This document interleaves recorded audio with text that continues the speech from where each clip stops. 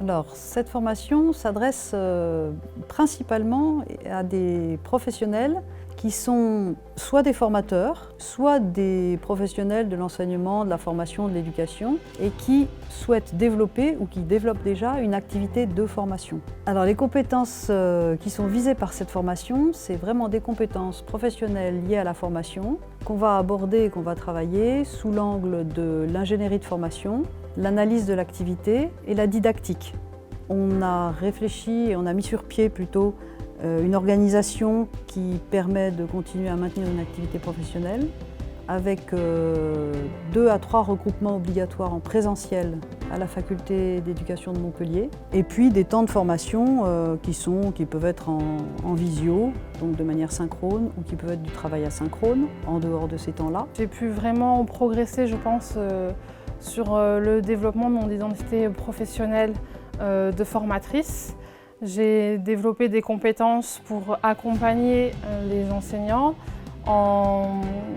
apprenant notamment à orienter mon regard avec un certain prisme en analyse d'activité. Je recommanderais cette formation à mes collègues puisque c'est une formation qui est vraiment basée sur l'activité réelle des enseignants et qui permet de développer des compétences professionnelles en lien avec la formation des adultes. On pense souvent que parce qu'on enseigne à des enfants, on est capable d'enseigner à des adultes. C'est pas forcément le cas et le fait d'orienter ce master sur l'analyse de l'activité, en fait on apprend vraiment à observer le réel avec un angle particulier pour pouvoir prendre du recul et développer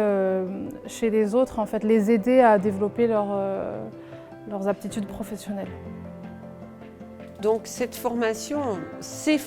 s'adressent essentiellement à des professionnels de terrain, dans des métiers liés souvent